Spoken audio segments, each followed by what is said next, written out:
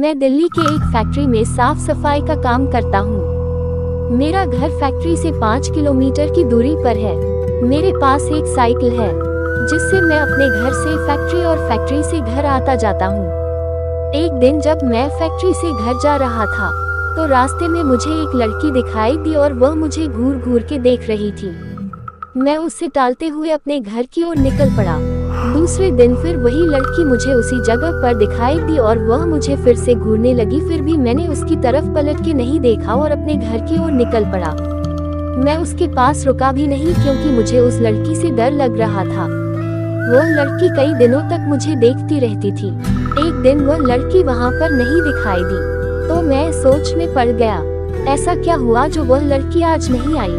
फिर मैं अपने घर की तरफ निकल पड़ा। एक हफ्ते बाद मेरे घर पर एक चिट्ठी आई और मुझे पता चल गया था कि यह चिट्ठी उसकी ही है। उसमें उसका नाम प्रीति लिखा हुआ था और उसमें से एक फोटो निकली थी जो कि उसी लड़की की थी। मैं चौंक गया कि उसे मेरा पता कैसे चला।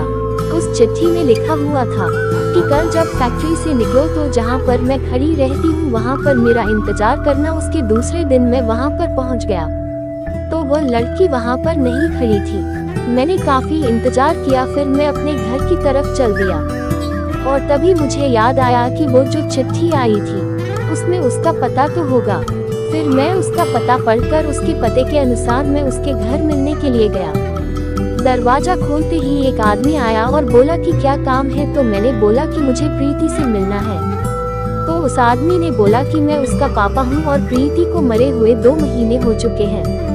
मेरे हाथ पांव कांपने लगे। मैं सोच में पड़ गया कि वह लड़की जो मुझे रास्ते में मिली थी और जिसने मुझे चिट्ठी भेजी थी वह कौन होगी। मुझे लगा कि वह उसकी आत्मा होगी। तभी प्रीति के पापा ने मुझे दिखाया कि देख लो, उसकी तस्वीर पर माला पड़ा हुआ था।